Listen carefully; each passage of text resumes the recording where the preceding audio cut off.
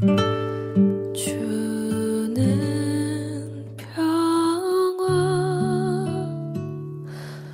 막힌 담을 모두 어셨네. 주는 평화 우리의 평화 주는 평화 막힌 담을 모두 어셨네. 주는 평화 우리의 평화. 오늘 우리에게 주신 하나님의 말씀은 이사야 9장 1절에서부터 7절까지 말씀입니다. 세번역 성경으로 읽어드리겠습니다. 어둠 속에서 고통받던 백성에게서 어둠이 거칠 날이 온다. 옛적에는 주님께서 스불론 땅과 납달리 땅으로 멸시를 받게 버려두셨으나 그 뒤로는 주님께서 서쪽 지중해로부터 요단강 동쪽 지역에 이르기까지 그리고 이방 사람이 살고 있는 갈릴리 지역까지 이 모든 지역을 영화롭게 하실 것이다. 어둠 속에서 헤매던 백성이 큰 빛을 보았고 죽음의 그림자가 드리운 땅에 사는 사람들에게 빛이 비쳤다. 하나님, 주님께서 그들에게 큰 기쁨을 주셨고 그들을 행복하게 하셨습니다. 사람들이 곡식을 거둘 때 기뻐하듯이 그들이 주님 앞에서 기뻐하며 군인들이 전리품을 나눌 때 즐거워하듯이 그들이 주님 앞에서 즐거워합니다. 주님께서 미디안을 치시던 날처럼 그들을 내리누르던 멍에를 부수시고 그들의 어깨를 짓누르던 통나무와 압제자의 몽둥이를 꺾으셨기 때문입니다. 침략자의 군화와 피 묻은 군복이 모두 땔감이 되어서 불에 타 없어질 것이기 때문입니다. 한 아기가 우리를 위해 태어났다. 우리가 한 아들을 모셨다. 그는 우리의 통치자가 될 것이다. 그의 이름은 놀라우신 조언자, 전능하신 하나님, 영존하시는 아버지, 평화의 왕이라고 불릴 것이다. 그의 왕권은 점점 더 커지고 나라의 평화도 끝없이 이어질 것이다. 그가 다윗의 보좌와 왕국 위에 앉아서 이제부터 영원히 공평과 정의로 그 나라를 굳게 세울 것이다. 만군의 주님의 열심이 이것을 반드시 이루실 것이다. 아멘.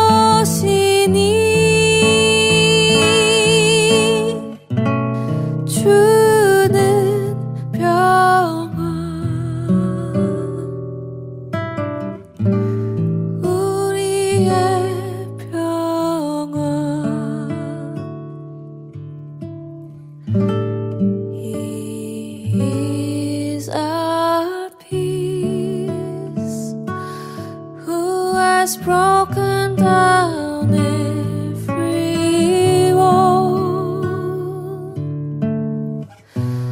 He's our peace. He's our peace. He's our peace. Broken down every wall. He's our peace.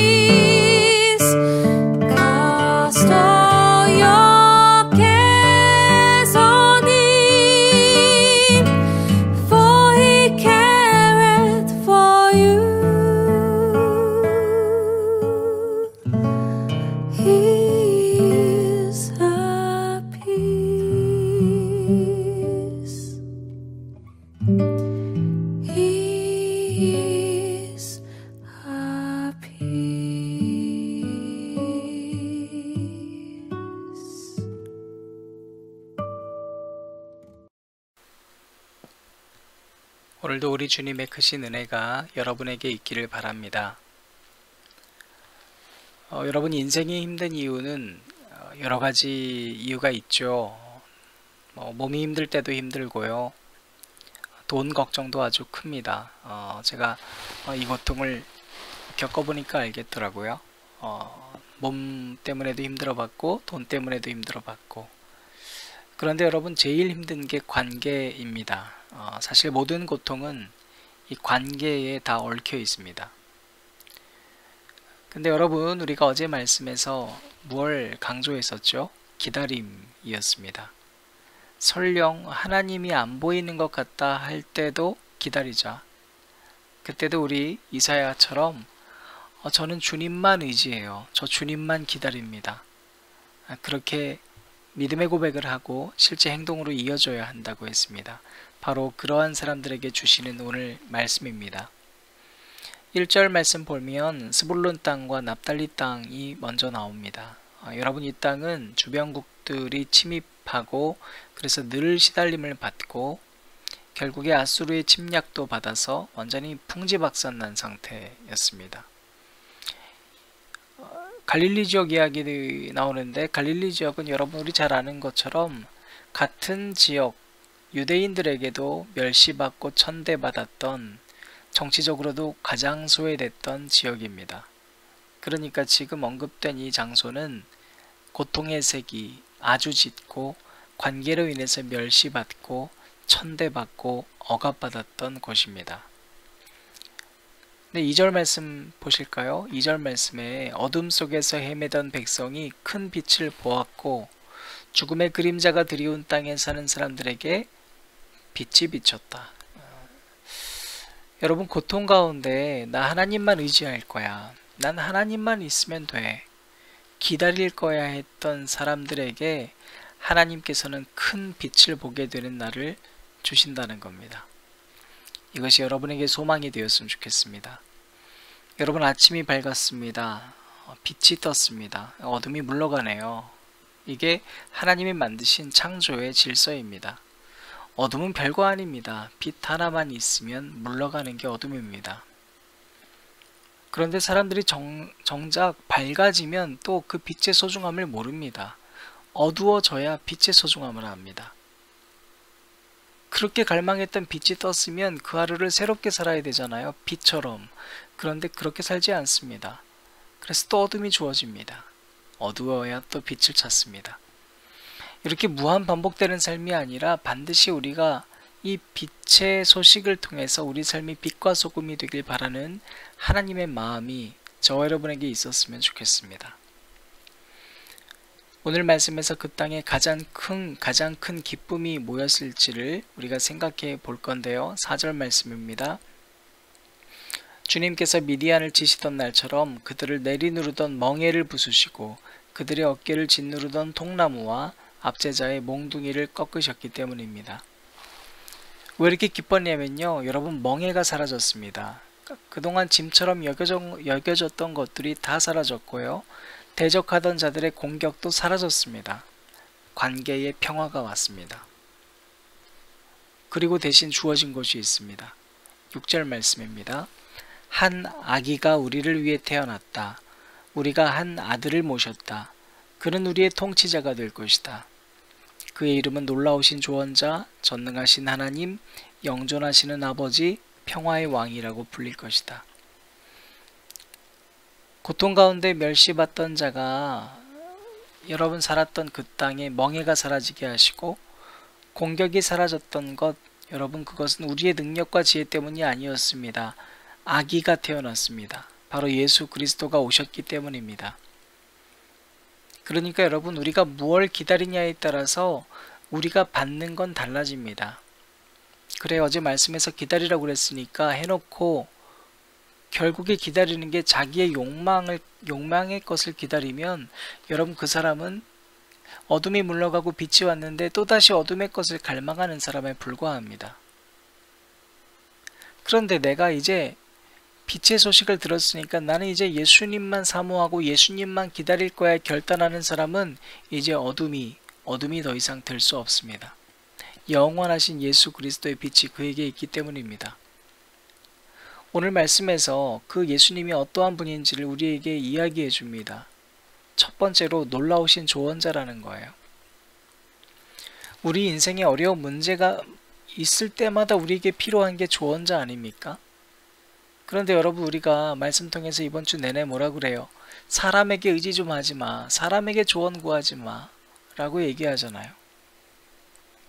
기드온에게도 하나님께서 말씀하실 때 사사기 6장에서 기드온에게 주님이 직접 바라보시면서 말씀하세요. 주님께서 직접 기드온을 바라보면서 너에게 있는 힘을 가지고 가서 이스라엘을 구해내라고 말씀하세요. 여러분, 주님이 주목하는 것, 도와준다는 것은 다른 말로 표현하면 한시도 너를 눈에서 떼지 않겠다는 거예요. 그래야 도와줄 수 있잖아요. 위기에서.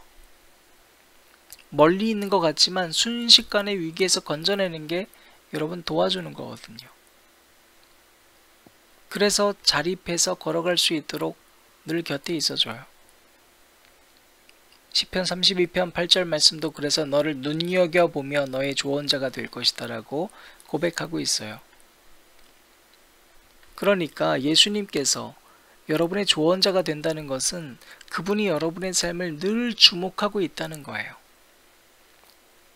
또 그분은 어떤 분이신가? 오늘 본문 말씀에서 전능하신 분이세요. 누군가가 나를 보는데 그냥 어정쩡한 사람이 아니고 무능력한 자가 아니라 전능하신 하나님께서 우리를 지켜보고 계세요. 그러니까 어둠 두려워할 필요가 없죠. 또한 어떤 분이신가? 영존하시는 아버지세요. 능력만 있는 것이 아니라 여러분 영원한 존재예요. 2000년 전이나 태초에 있던 모습 그대로 오늘 우리에게 함께 있기 때문에 우리에게 무너졌던 모든 것들이 다시 창조의 질서로 회복되는 것입니다. 그런가 하면 여러분, 오늘 마지막에 그분을 표현하기를 평화의 왕이라고 기록하고 있습니다. 이 땅은 전쟁입니다. 그런데 여러분, 그분은 전쟁을 두려워하지도 않고 피하지도 않습니다. 그리고 전쟁을 평화로 만들어 주시는 분입니다. 우리가 있는 이 땅에는 어디서나 전쟁이 있습니다. 어디서나 갈등이 있습니다. 그래서 우리에게 필요합니다. 평화의 왕이 필요합니다. 누구나 평화를 원하지만 우리는 늘 분쟁 중에 있을 수밖에 없습니다. 여러분, 왜냐하면 평화를 원할 뿐 평화를 만들려고 하지 않기 때문입니다. 피스는 영어로 우리가 표현하는 이 피스는 우리가 너무너무 자주 쓰는 말이지만 성경에서는 피스를 피스메이커가 되라고 합니다. 평화를 만드는 사람이 되라고 그러지 평화를 그저 기다리고 가만히 앉아 있으라고 말하지 않습니다.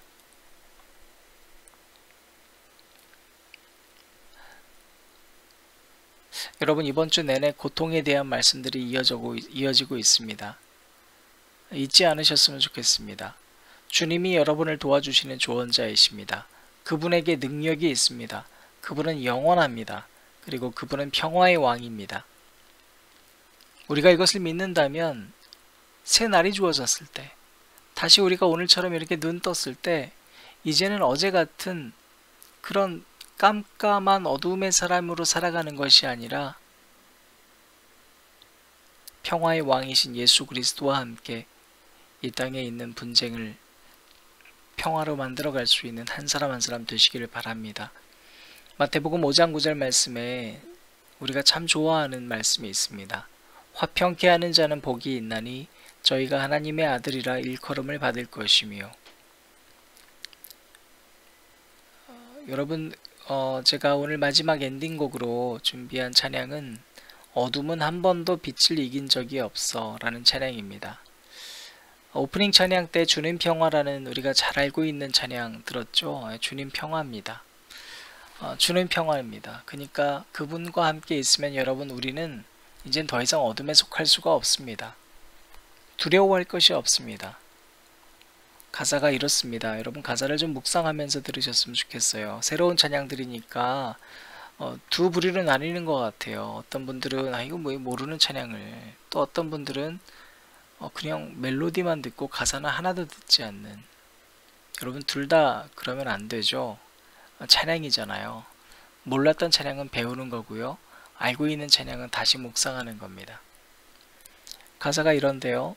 차마 믿고 싶지 않은 현실들 어찌할 바 몰라 헤매다 한 발짝 더 뒤로 두 발짝 더 뒤로 머뭇거리다가 달려갔어. 어느새 검은 밤 검은 방 빛 한 줌 들지 않는 공간에 웅크리고 앉은 검은 내가 보여. 어둠에 갇힌 내가 보여. 보이지 않고 들리지 않아. 맘처럼 내 몸이 움직여지지가 않아. 나가고 싶어. 노래하고 싶어. 그때 날 누가 찾아왔지. 여러분, 이 가사를 쓴 내용이 너무 힘들다는 거예요, 사는 게. 그래서 늘 머뭇거리다가 뒤로 갔다가 달려가고 뒤로 갔다 달려가고 결국에 어둠에 잠식돼서 한 발짝도 나가지 못하는 그런 자기 자신에게 누군가가 찾아온 거예요. 그분이 이렇게 말합니다. 내 손 잡고 나가자. 생명의 빛을 노래하자. 어둠은 한 번도 빛을 이긴 적이 없어. 어둠 이기며 빛으로 살 거야. 여러분 찬양 들으면서 여러분도 빛의 사람이 되어 어둠을 이기고 평화를 만드는 그런 예수 그리스도의 사람 되시기를 주님 이름으로 축원합니다.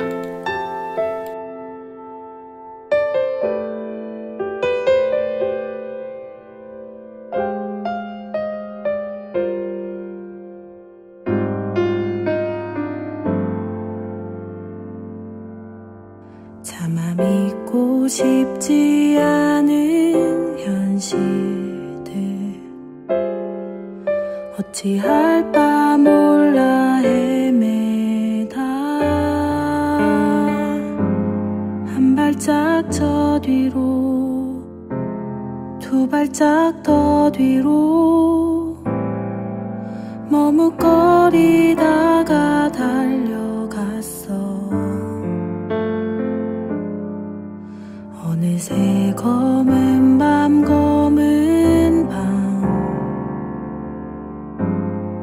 빛 한 줌 들지 않는 공간 안에 웅크리고 앉은 검은 내가 보여. 어둠에 갇힌 내가 보여. 보이지 않고 들리지 않아. 마음처럼 내 몸이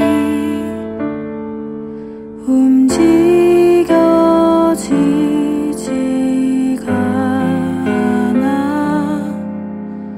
나가고 싶어.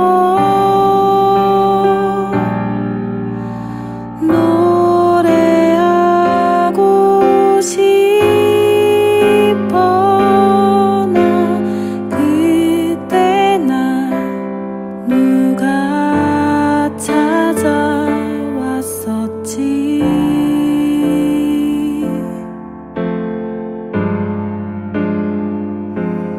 내 손 잡고 나가자. 어둠이 머물 수 없는 빛으로 생명의 빛을 노래하자. 어둠에서도 들리는 그 노래. 어둠은 한 번도 빛을 이긴 적이 없어. 어둠 이기며 빛으로 살